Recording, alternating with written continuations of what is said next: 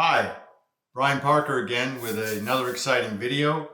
And this one is brought to you by a commenter that said, could you be more specific about how to handle disputes on credit reports?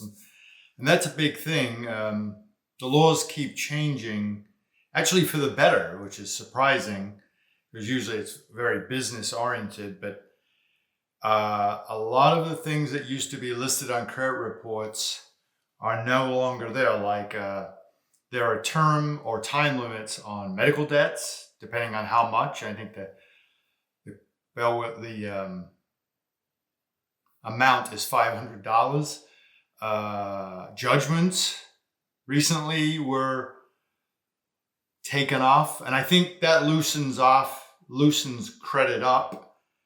And that does help businesses because people are then able to have better FICO scores and access to more credit to buy things, which is always good for our economy.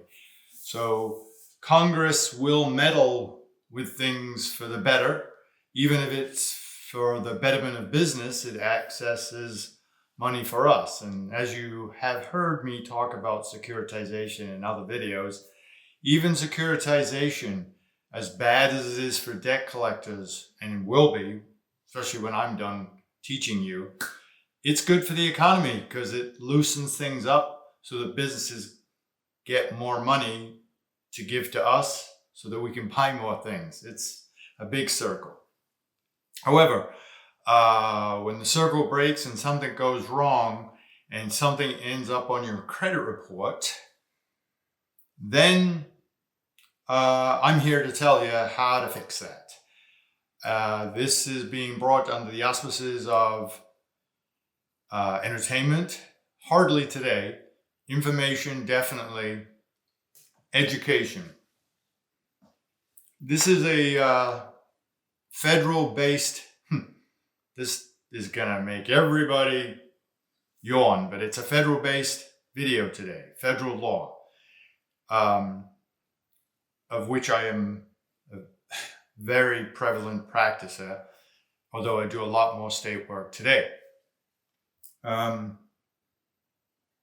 You should look at your credit report every 30 days just to check it out. And most people have an alert system that tells them something's on their credit. Most of my cases under the FCRA, as a background, the Fair Credit Reporting Act, which has undergone a lot of changes since about 2005, when an act called the FACTA Act changed a lot of ways to eliminate things on your credit. And it gave you access to a free credit report, not just a small one, a very detailed credit report that all Americans can have once a year. Once every 365, you can have complete access to all three credit reports. When I say three, there are three credit reporting agencies, TransUnion, Equifax, and Experian. There are other peripheral ones and local ones, but those are the big three that join together. And again, as we talked about earlier, business is benefiting always, usually, because of the big lobby when Congress acts. But that is also helping us. And that change in the law, as a side note, they changed bankruptcy law too. So you couldn't get as much bankruptcy, and they kicked out student loans. So that was the bad stuff. And remarkably, right before the housing crisis, they made it harder to go bankrupt. So that always bothered me, that right before this thing collapsed, they fixed it so you couldn't help yourself, like they knew something was coming. But I digress. So because of the new laws back in 2005, you have direct access to a full credit report, and all you need to do is go on to annualcreditreport.com.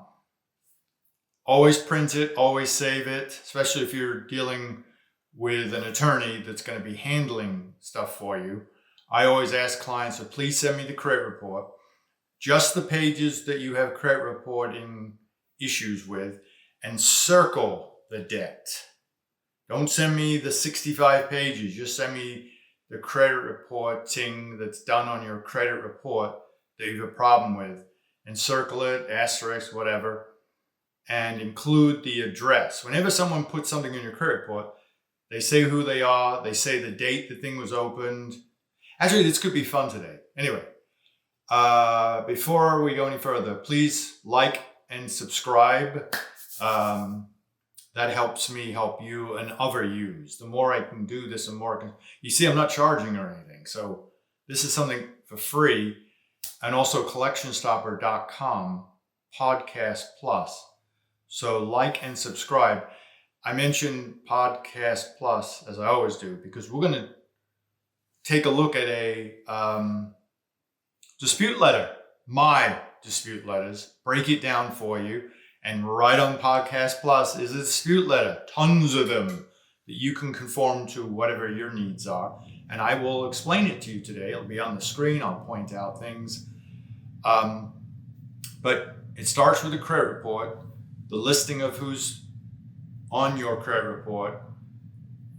Always look for the date that something is opened. That tells you, not just in an FCRA context, Fair Credit Reporting Act, but also in an FDCPA context, Fair Debt Collection Practice Act, because a collection attempt, whether it's on the phone, in the mail, or on your credit, is a collection attempt, and that initiates your rights. You have to have your complete validation rights under the federal law, under the FDCPA, within 5 days of the first contact. And there's no case that I've seen that says contact on a credit report, especially from a collector, is not a collection attempt. So that's a tricky thing that you can use against them when they try to slide in something on your credit report. So we're going to look at how they do that, if they can do that, and how to get rid of things. And again, as I said, clients come to me with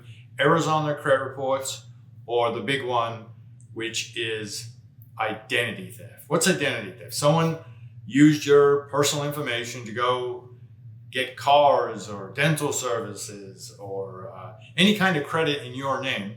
And the maturation of that is then they don't pay for the thing that they use your credit to pay for. It eventually, letters go back and forth. It eventually goes to a lawsuit. A debt collector takes the debt and not only puts it on your credit report, but then gives it to an attorney that maybe gets a judgment against you, and that gets on your credit. You can't pay people enough that go through identity theft. I had a case, there were 15 cases against him. It just went on and on. I would get money from him and hand him the check, and he could care less. He just wanted his life back and his credit back. And we eventually did all of that. But I know, from his experience and my client's experience, how devastating ID theft is. And it is not taken care of just by handing someone a check. They want their life and their credit back. And it's a big thing. So that's a special kind of client. And the other, again, is something negative on your credit report, like the house payment. They're saying you're over 30 days late when you weren't. And so there are two real ways that I handle cases: the bad credit reporting or ID theft. And how do we handle that? There's a good way, and that's the dispute letter. First and foremost, here's another thing. Do yourself a favor. The minute you learn you have an ID theft, good tip number one, go and make a police report. If a collector's calling you on a debt and it's clearly not yours, ask them for an ID affidavit so that you can fill out and tell them, that ain't me. What does that do? Well, their debt collectors don't listen. If they think you owe a debt, they just keep pushing forward in spite of the proof. So that will set you up if you have to eventually sue them or defend against them. And I literally have a case right now where the court said, look, he gave you an ID affidavit, your ID affidavit. He clearly didn't know this debt. So it means something, even though you will feel frustrated that you're having to defend yourself. And I get it. I so get it. Against something and for something you had no part of. Another sad thing, most ID theft, they know the person that took their ID and used it. It's commonly husband, wives, brothers, aunts, uncles, roommate. In a community housing where the mail all sits on one place and everybody comes along, picks up their mail. I've had cases where someone picked up somebody else's mail and ID. And that's a lot of times when someone steals their ID and it's purposeful, the criminals gotta figure out, the mail. Because whoever they got the credit from in your name will send letters. So there's a good tip for you too. If you start getting credit cards and things in the mail and offers for free credit you weren't getting before, that could be a tip. I would immediately use your once a year access to your credit report or whatever service you use and find out. That's a tip. So a dispute notice is required when you want to remove a bad thing from your credit. A police report, a ID theft affidavit is mandatory. Is there anybody requiring it? No, but if you want to win and have a judge say, clearly he doesn't owe this. I've had cases where it was dead nuts ID theft. The first question every judge asks, and the other side, they may settle with you, is was a police report filed? Please file a police report the minute you find out about this, because judges will ask, the other side will ask. And if you haven't, you will not be taken seriously. Why should you have to do all this work when you didn't do anything wrong? It sucks. You want this gone. Unfortunately, that's what you got to do. Now, there are ways that I can sue particular people for you and get you money damages that you deserve. But you got to do some lifting yourself. The police report sets you free. The ID theft affidavit, it's sometimes called an FTC affidavit. There's two kinds, but mostly you want to make sure the debt collector has their own that you fill out and get right back to them. Despite your reticence in dealing with a debt collector or giving them your personal information, they're not going to stop. So 1 step backwards, 2 steps forwards. Here's on the screen, Shazam, the dispute letter on my website, collectionstopper.com podcast plus. You can see the addresses of the 3 credit reporting agencies. Again, Experian, Equifax, TransUnion. And then under that is a 4th address. And in some cases with ID theft, 10 other addresses. Who are those addresses to? They are to what are called furnishers of credit. So there's 2 kinds of people or businesses that contact your credit. The credit reporting agencies. Break that 3 words down again. Credit reporting agencies. Why do I want you to know that? Because that's all they are. I call them the big 3, and they are. But they're just reporting something.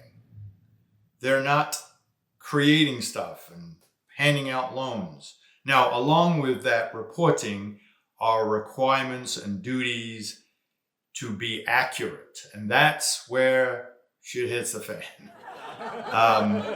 Because they will often skirt their duties for actual good reasons sometimes, or the interpretation of what they believe is their duty to do a good job is different from what the law or what you may perceive it to be. So they're only reporting who's giving them this stuff? The furnishers. So look at the 3, Experian, TransUnion, Equifax, and below that on the letter are the furnishers of the credit. Anybody that gives you credit, you sign up for a debt with MasterCard, or you go get a car and they finance through whatever, Square Deal Dan's financing company. They are furnishing credit to you.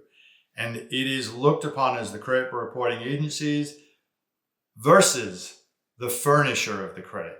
The law requires you treat them differently.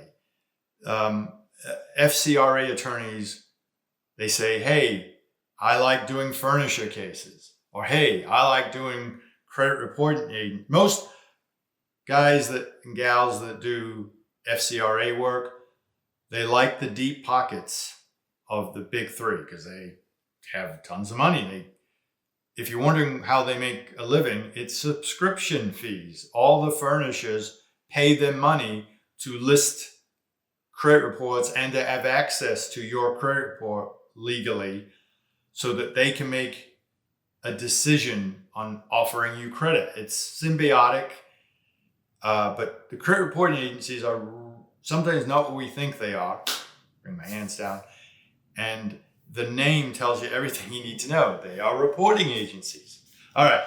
So the letter shows, and then if it's an identity theft letter, I'll say identity theft because I want that in the person or company or AI reading that to be immediately set off because ID thefts can cause the company you're suing a lot of money and cause great problems if ignored. For you and for them when you're placing them on notice. You, with one exception, and look for the exception at the end of this video, have to send a dispute notice. And I always tell clients, you got to give them the bite of the apple. And it makes sense for two reasons. If you send them notice that something's going to credit that's not yours, you're also telling the court, I didn't just go sue them. I tried to get them to do the right thing. And then the judge can say, you know what? He sent his letter. Well, you're required to do that. In a dispute of your credit reporting errors or ID theft or something's not yours, you must send the dispute letter. So on the letter, hopefully it's on the screen again, is the reason you're writing them. And then there'll be a section for the account number. Be specific as you can. Square Deal Dan financing, account number, and if you want to put date opened or something. Then you have a little blurb under that, as you can see, and that's just a thing to place them on greater notice. It tells the big three, hey, place everybody else on notice. This is your job. You're a reporting agency. And by the way, you got any questions? Here's my phone number. So you have to place the burden on this company or these companies that are going to skirt the responsibility. So again, it's that I have to do all the work and I didn't do this. Do it. One step backward, two step forwards. And then what I do is I load it up on the bottom.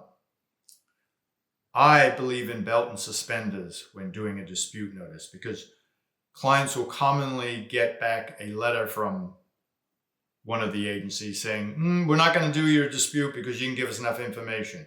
So I always preach to you about thinking 3 steps ahead.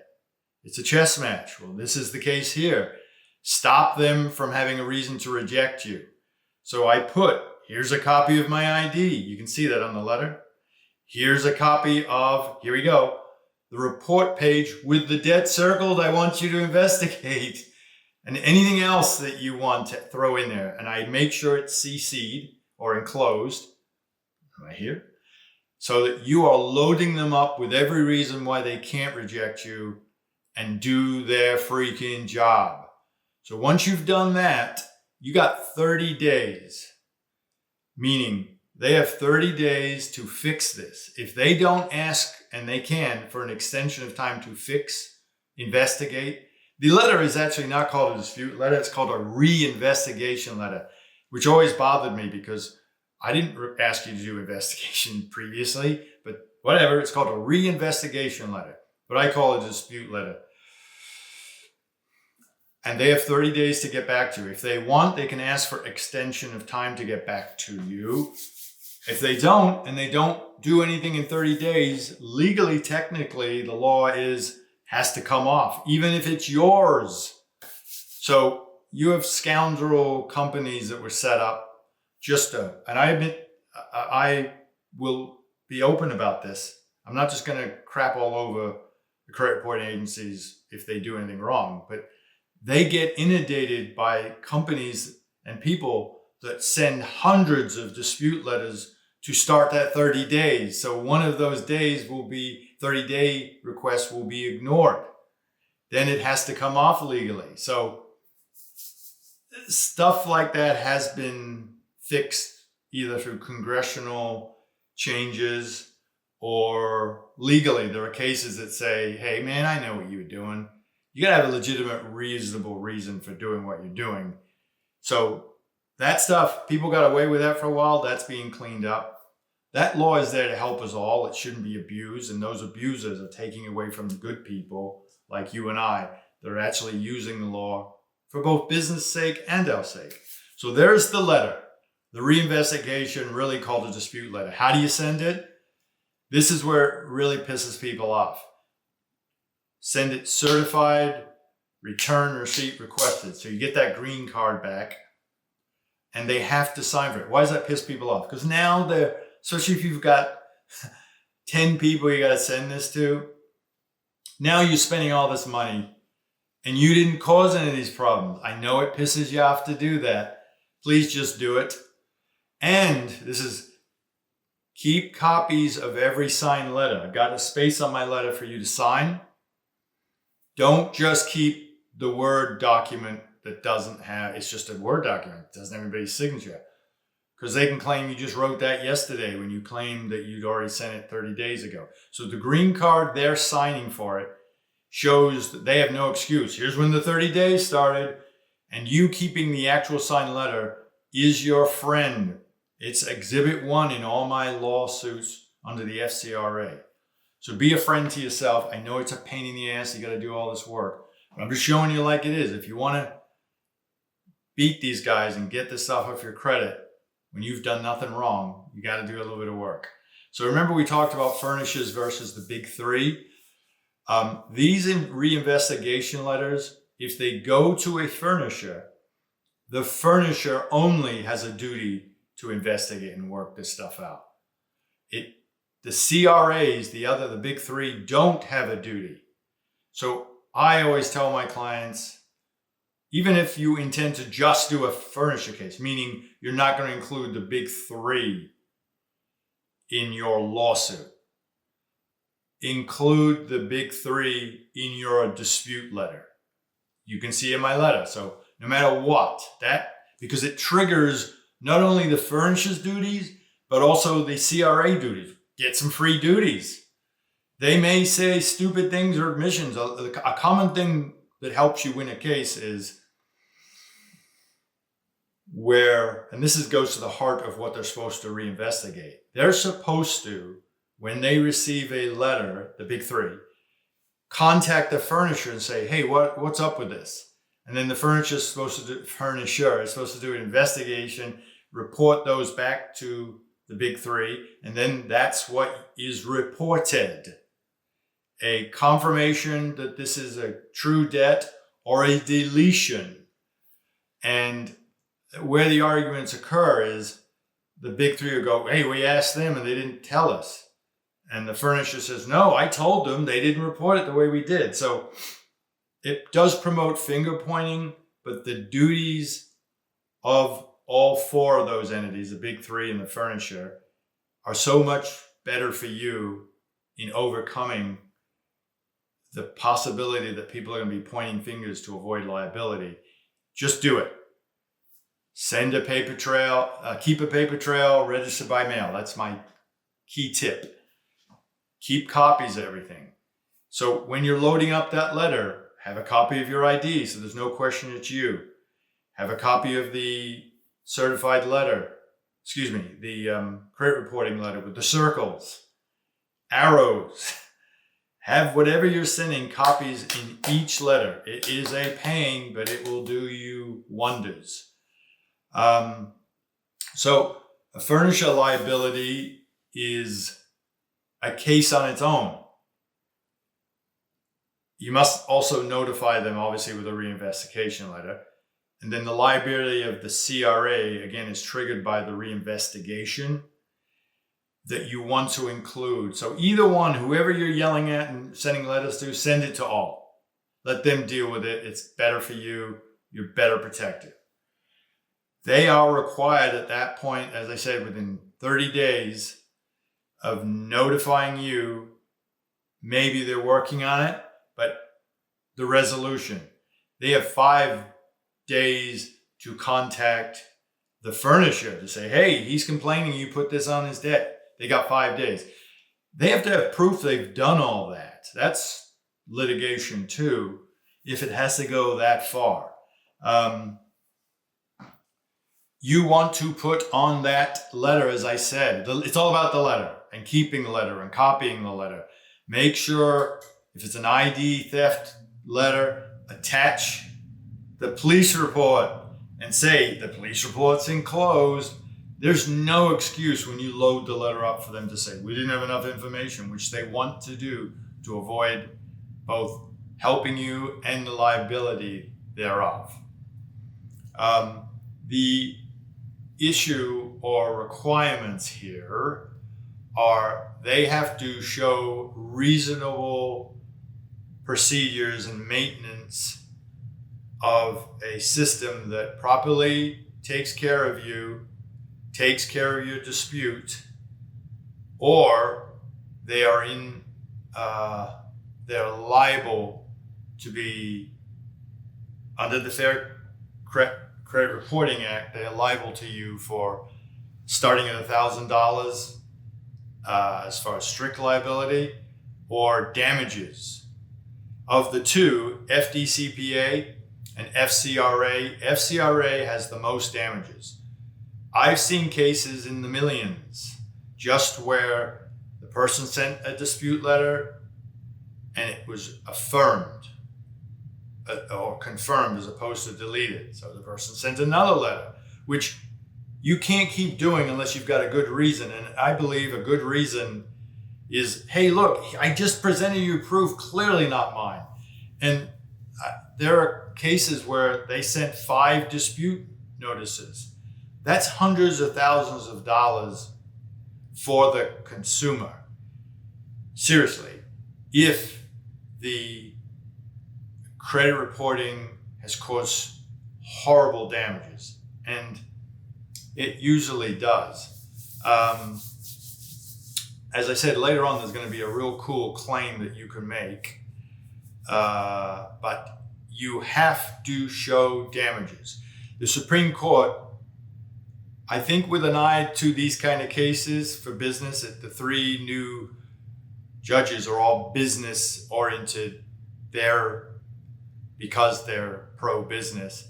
And the FDCPA, the focus is on those 2 statutes now to eliminate people's access to justice through those great statutes.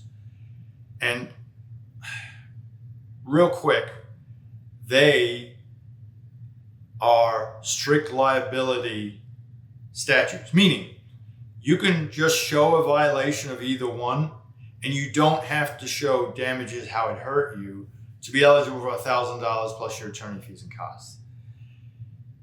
And that's a congressional statute that says that. These 3, combined with the other 2 members on the Supreme Court, changed so that every FCRA or FDCPA case with weird, intangible exceptions, this is the way I'll put it, you now have to show damages. It's not a strict liability based only on the violation and therefore you win $1,000 if you have to show damages. But under the Article 3 standing issues that have just blown away these cases, so now attorneys like me are having to file this stuff in state courts where it is not required to have standing. The Constitution gives us standing requirements. And so the Supreme Court took that, Article 3, and said without standing, doesn't matter how, you got to show damages. And it can be as small as, and this is where you get your money back, folks, as you spending money on a certified mailing times 10, it's a couple $100. Well, the Supreme Court isn't saying you have to show at least $500 in damages. You have to show damages. And they can't now go, well, it wasn't enough, without there being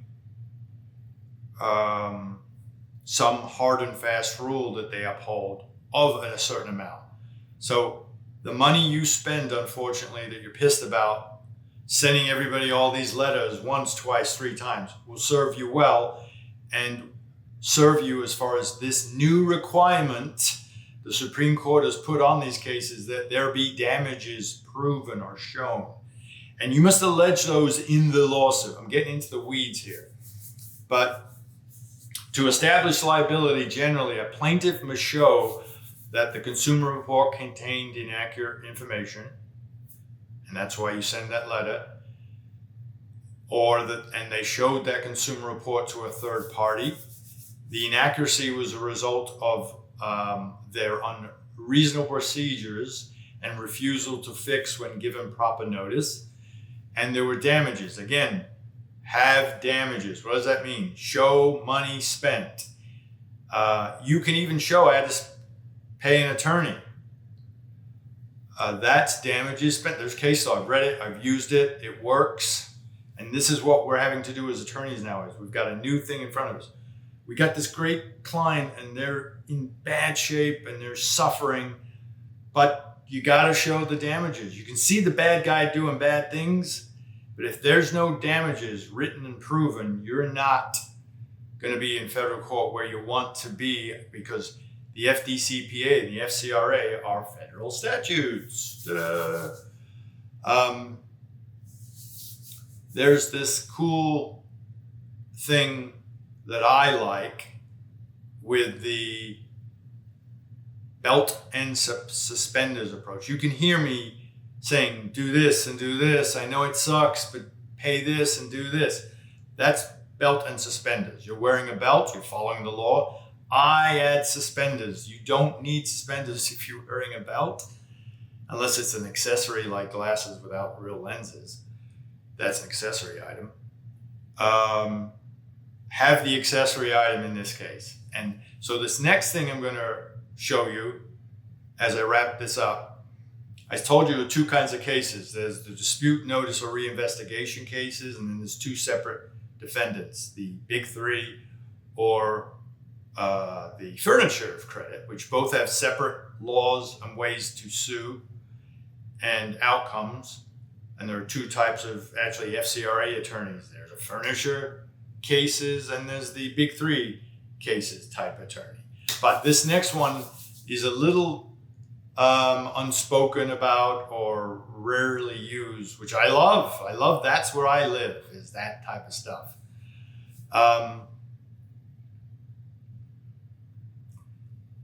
It's called the Impermissible Access Doctrine, meaning someone has contacted your credit or pulled your credit, and they don't have permissible reasons or access under the law. What does that mean? An impermissible dispute case means, and there's 3 ways that someone can contact your credit, one of which I'm in flux about. You've sought credit from someone. You've authorized Square Deal Dan Finance Company to contact your credit report. So they're allowed. They'll appear on your credit report, and if you're diligent and pay your debt, no problem. If you don't, he or she is a Square Deal Dan or maybe Square Deal Danielle have reported on your credit that you're late. They're allowed. You authorize that. Number 2, you go for a job, and it's almost guaranteed now that you're going to have to fill out an it's called, you'll see it right in the app, an FCRA application allowing them to contact your credit, especially if you're in a high security job or a job where you're handling money, or it's on the employer to say they're going to do this for any job. And if you want the job, that's the rules, as long as they're not doing anything illegal by doing that, and that's another case. So number 2, employment reasons for being on your credit. Number 3, business reasons. There's various reasons why you've authorized somebody or something to contact your credit. If you have not generally authorized anybody under those 3 reasons to contact your credit, then if something is pulled on your credit with a hard inquiry, generally, a hard inquiry means somebody you authorized, hopefully, or an employer or a business issue, that is allowed to be on your credit report for 2 years, hard inquiries. And that affects your FICO score. And it goes down the more hard inquiries, among other things, are on your credit report. Where I get into real nitty gritty is when a debt collector, and I thought about this in bed last night as I was contemplating this could be a good case. And if you know me and you've watched the 27 other videos, you know it's all about the assignment, baby. If a debt collector says, I'm collecting on this debt, they technically have a reason for putting that on your credit report. We're collecting. And again, what you look for is ABC agency, date opened. And then we talked about how that is the initial contact. Under 1692G, when they first make contact with you, they got 5 days to give you all your rights. They don't. It's a good way to smack a collection agency in several ways. But if a debt collector contacts your credit, and they legally are allowed, if they have legitimate proof of collecting on your debt authorized by either buying the debt and they can show it, or they're collecting for Citibank or as a servicer, they're allowed to do that just like anybody else. The permission you gave Citibank in that analogy or example is it comes down onto collector as an agent of theirs, and the permission follows through. But what I thought about as far as a class action last night, a lot of these companies, debt buyers, as you know, really don't have proof that they own your debt because it's pennies on the dollars we've talked about. If you remember looking at my how to handle a collection lawsuit video. It's sketchy because they pay pennies on the dollar. They didn't get real proof, but nobody questions that because, hey, I remember I had a Citibank card. Now this company claims they own it. I owe $5,000. I wonder if they'll just take $3 to leave me alone. But if they don't have legitimate proof, then they don't have a right to land on your credit report because you haven't authorized them. They're not collecting for Citibank. They're collecting for themselves. So they have to show, and they can't, specific ownership of your debt alone, not a pool of debts. That's all they have is a bill of sale that shows a pool of debt. So I would argue under the impermissible usage doctrine, they are contacting your credit and making hard inquiries without a permissible one of those big 3. Did you authorize them? No. Is it an employment contract? No. Is it a business use or need? And sometimes the collector falls in that. But if they don't have ownership, which they rarely do, and by the way, there's not many people like me questioning that. So there's some intricacies there and fun where I live. I love that gray area that drives people crazy. Do they have a right to contact your credit? So I can call. You know what? My next case, I'm doing that. My next case where they're on the credit report, I'm going to do that. I want to see what happens. I'm going to sue them under the FDCPA like I normally do. And I'm also going to sue them under the impermissible use doctrine. And here's the beauty of that. Remember all that stuff I talked about?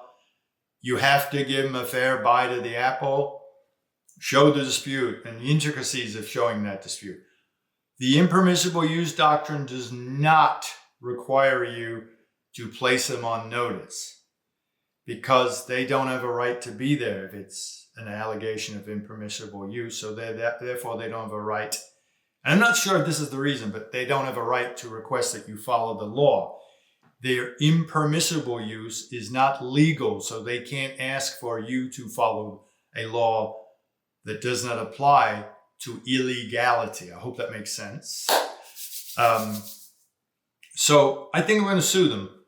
The next debt collector buyer that put something on my credit report, my client's credit report.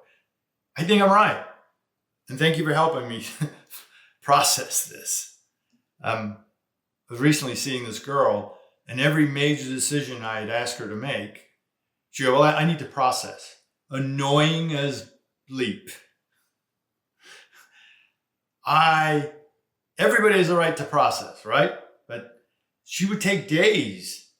I had to break up with her because I didn't take 5 minutes to determine that. I just got tired of waiting.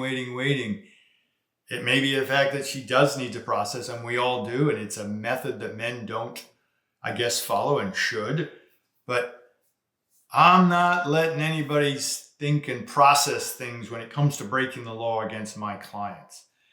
So what I do as a belt and suspenders approach is, even though I'm not required to send a dispute letter, I send a letter to the, let's call him the defendant or the bad guy, that impermissibly contacts your credit without a legal reason, one of those 3 reasons. So here's a copy of that letter. I have to say Shazam. And it's real simple. You can see name, social security number, etc., address. And I say, hey man, you're on my credit. Why are you on my credit report? You've got no authority under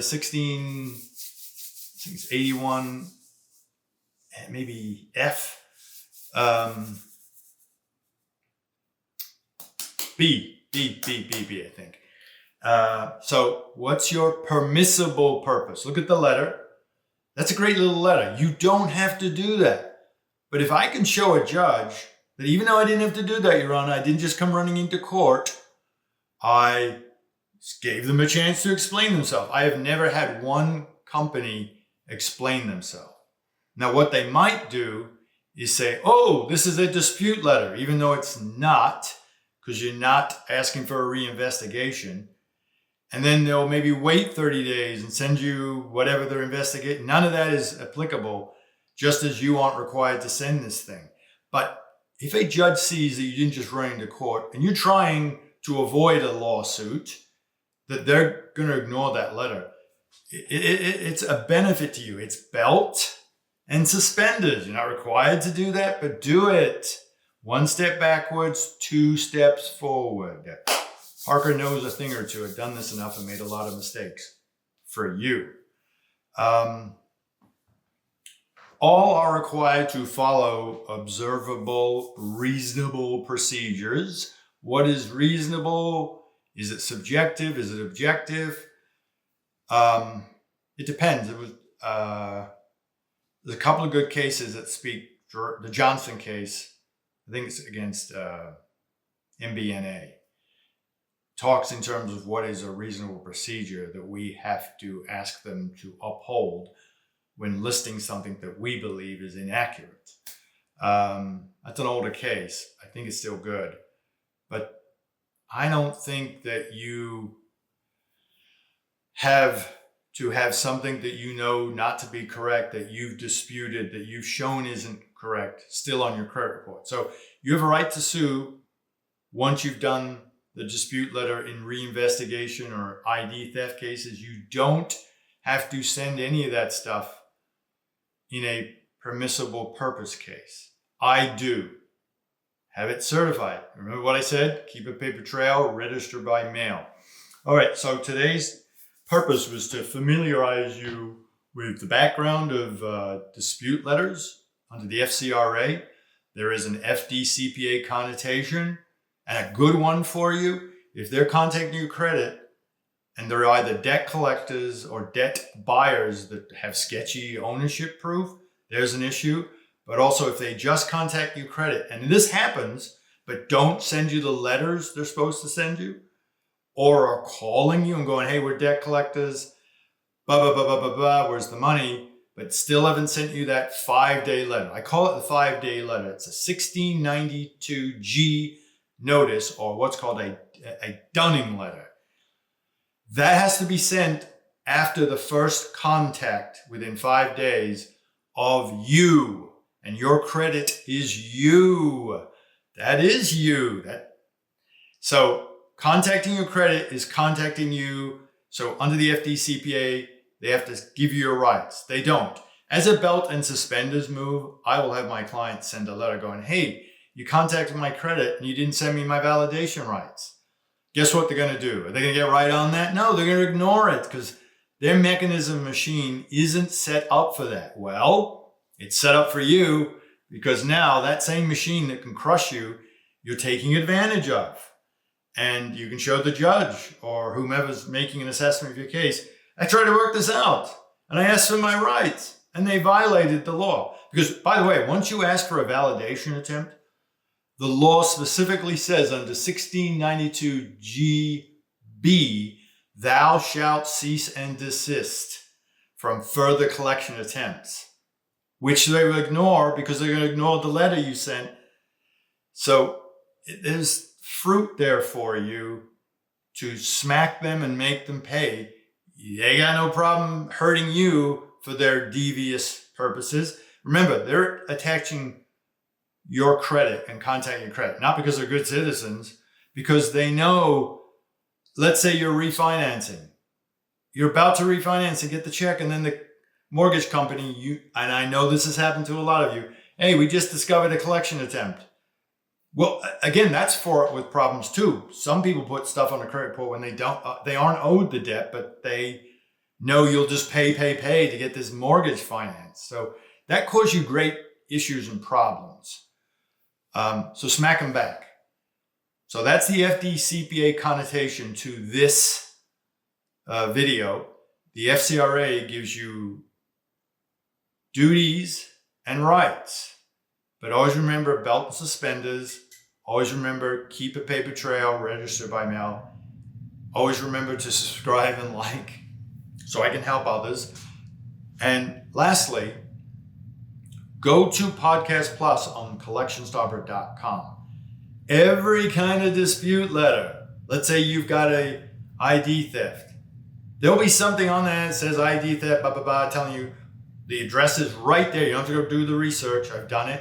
And maybe the 5 people under that, the furnishers of credit that have given your fraudster, not you, the credit, it's right there. I've got the addresses. So I've really set this up for you. It's in Word, so you can just change accordingly depending on where you are. I'm not telling you how to practice. But these letters, these dispute letters, these belt and suspender letters, you are gonna be a little annoyed that you have to do this. Bear with me. The Supreme Court is asking you as far as damages to do this. Spend the money and then you will be happy. You'll have a clean credit. I love showing people that part of the release, part of the settlement of any case, whether it's FDCPA or FCRA, includes a credit reporting deletion. That's cool. So this way you can do it yourself. And then if you're asking to hire me, you've already done the work and I'm not delaying further by saying, you got to do the work. So it's all there for you, man. Go grab it. It's free. collectionstarboard.com, Podcast Plus. And I thank you very much for your attention. I hope I've helped you today. Bye.